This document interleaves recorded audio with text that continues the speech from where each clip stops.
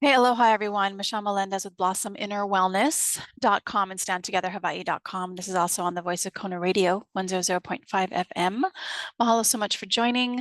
I'm going to do this video on the Baltimore crash of the boat and going into and collapsing the bridge. And I want to show this video as being a steersman. I steer canoes. I've been steering canoes for the past this is going into my 4th year of steering a canoe on the water. And when I looked at this video, I was like, there's no way, in my opinion, and I'm not a total expert on boats, but this turn takes effort. So let me show you this turn that happened with this. I personally remember I've been saying false flags. Remember I've been saying prepare, prepare, you guys. Let me just do a screen share and I'm going to show you what I'm talking about. So first, this is official footage of the Francis Scott Bridge, and here's the ship coming in right here. And so, let me just press play.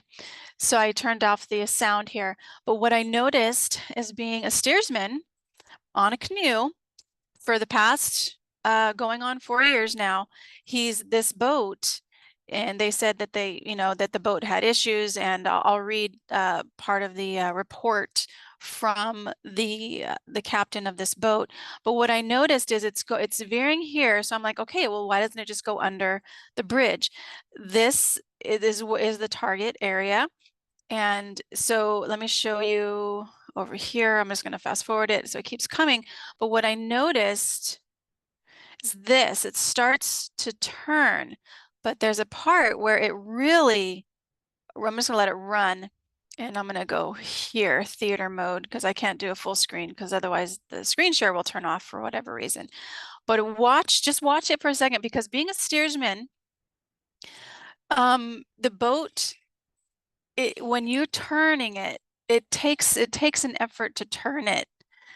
So see how it's turning? See, look at the turn, and it's going to go straight on. So if this boat, which turned off its lights, I don't know if you saw that, the lights turned off, they were on when it started, and then they've completely turned off.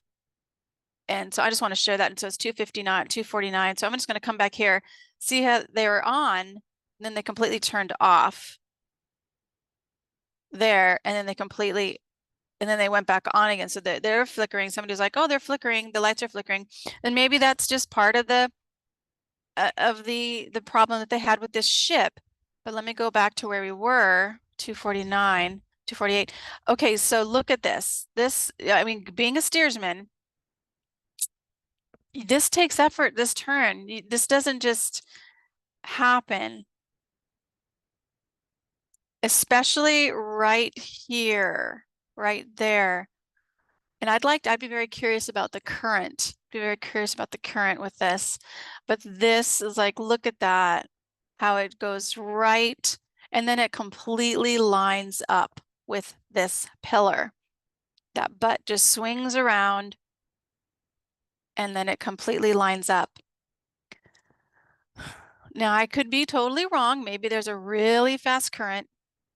Because that can happen too. I do have to say, being in a canoe, if a current is running and then the lights go off again, if the current is running, it can turn the boat fairly quickly. So I'm wondering about that current. But this is a perfect lineup. So it's like it completely lines up, you guys. This happened in Baltimore. This happened in Philadelphia. The Francis Scott Key Bridge completely collapses, but it lines up. It's like, when you're in a canoe, when you're in a boat, in a canoe, it takes effort to make a straight line. I have to always watch the shore to know where to point the nose of my canoe. And they do, look at that butt turning around, how perfect that is. That is a perfect turn. And then they line it up with their boat. I mean, it's exactly lined up. Comes to be exactly lined up. It's still turning around. That butt is still turning. Look at the back of the boat right here. It's still turning. and their nose is headed straight for that pillar, or I'm not sure if that's the right name for that, but look at their front of their canoe, I mean their boat. Look how perfectly that is lined up. Okay, that takes some work, in my personal opinion. I'm not a boat captain, but that is not an easy thing to do. Just saying here. I think it's really interesting. So let me see if I can go a little bit more forward, and then okay, right here. Look at how lined up that is. So it is, oh, yep, there it goes. Okay. And then it's going to start to hit it, and it goes right there. Boom. Thank God there was not very many people. There are cars on it, though. There are cars on it. I see them. I see them. Oh, God. And then boom. So I'm curious about the current, because the current would be a factor in that turn. So let me go here to this report. This is from Money Watch. And who owns the ship? I don't, we don't care about that. But I mean, we do. It's because it's owned by a company in Singapore. The Grace Ocean Private is the people who own a Singapore-based company that provides water transportation. And this, what I want to share more importantly, is this. The Port of Baltimore handled a record 52.3 million tons of foreign cargo worth $80 billion. And this is according to the Maryland governor or government. And then the other thing I want to share, the jobs, numerous thousands of jobs are gone, combined $3.3 billion in personal income that will be lost from people not being able to work. And then also, where is it? Hold on one second. I just know this other thing I wanted to share, which is about it imports and exports more than 1 million containers each year. So there is a potential this to cause significant disruption in supply chains. All right, what have I been telling you about storing food and preparing? Because this, in my opinion, and I could be totally wrong, maybe the current was just perfect, hitting that boat exactly right, turning the butt around and lining it up extremely with that pillar. But I know as a steersman, and the boat can turn pretty fast as a steersman when you're steering a canoe. So I will say that. But to line something up takes effort. And I'm just going to say that. And that looked pretty lined up to me. It wasn't perfectly on when it hit, because it did hit more on the right side. But to see that swing, to see the way it swung, in my opinion, it could be wrong, my opinion, because the current can change in the river. When the boat was coming in, if that current was pushing that butt around toward the left, it would have started. Why didn't it just go, it should have gone like that. It should have gone like, okay, we're going in, but the butt's turning, the butt's turning, the butt's turning, the butt's turning. So it would have been like this.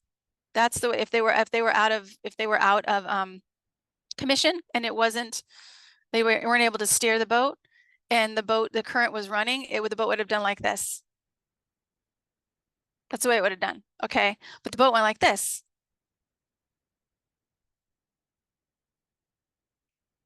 Boom. Okay. And I could be totally wrong. I could be totally wrong. But I've been on the water now for almost 4 years, and I've seen and I know how boats, how you steer them. So maybe I'm totally off. But the thing is this port has millions of dollars in cargo that every single year for people. And it's going to be it's going to be very challenging right now for this. So I just want to remind everybody, remember I said beware of false flags. False flags doesn't mean it didn't happen. False flags doesn't mean it's not an impact on people. It means that who they are saying is responsible is not who is responsible. That is what I'm saying about a false flag. This country, in my personal opinion, is under, and then the word after that is attack. And we all know this. So food, water, generator, food and water for at least 3 to 6 months worth, okay, for you and your family.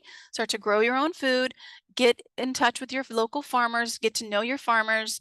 This is really crucial, you guys. It's now or never. So I just wanted to share that. Let's just pray. Infinite intelligence of all things. We just give up our fear and we give it all to you, because you really know that this is a game that our souls came to play. Nobody gets out of here alive. No one. So we just start to trust in this greater spirit and this infinite intelligence that runs the world. You know who truly was responsible for that attack, that accident.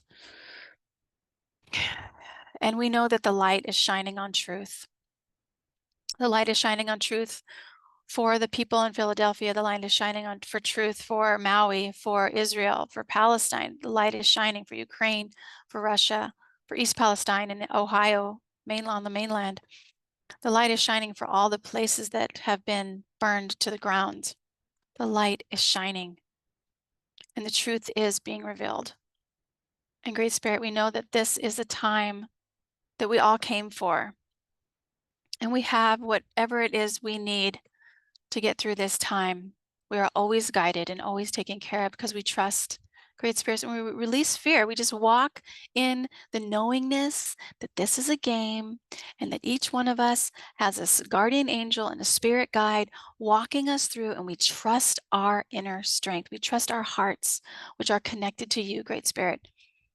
And we trust that we speak up when we need to speak up, that we stand the line of truth, and we stand in doing what is ours to do. And we leave the rest to you. We leave the rest to your infinite knowledge. You created these bodies. You're growing the plants. You're moving the sun across the sky, running the tides in the ocean, guiding the honeybees to their flowers. So we leave the rest to you, Great Spirit, and we just do what is ours to do. And so it is. So what is my kuleana? What's mine to do is just to share truth and pray, reminding people not to be afraid. I shared a story of my dreams I've been having. I've been having these dreams where I'm being attacked, but I don't die. It's like, and I'm also not afraid. It's like I was shot at, and then this other dream that I had where I was shot with these stars that were coming out of my skin, and it was like these, like, I don't know how many, 6 or 8 stars. They were like all on my chest, but the stars were like little BBs, and they were coming out of the chest, but I was walking around and I was fine. And I was just like, okay, this is weird. I got these stars on my chest, and I was like, okay, this is totally inconvenient and uncomfortable, and I look stupid because now I got these stars on my chest. But I wasn't angry and I wasn't afraid. I was just doing me. And I remember, and this was in the dream. And last year, I had a dream about I was being attacked by a big black bear. And I remember that I knew this bear was going to kill me. I knew it was coming to attack me. I knew I was going to die. It was going to tear me up. So in my dream, I sat down and I relaxed, and I just fully accepted. I'm going to die right now. This bear is going to kill me. It is what it is. This is just how I go out. And I just sat down and I was like, okay, you can take me. I'm ready. And I was like, just like that, just totally calm, no fear. And all of a sudden the bear got right next to me, and then it disappeared in my dream. That's real life, you guys. And if we go out, we go out. But let's do what ours is to do. Let's share our truth and let's prepare. Okay? So that's the message I wanted to share with you today. Much aloha. Mahalo.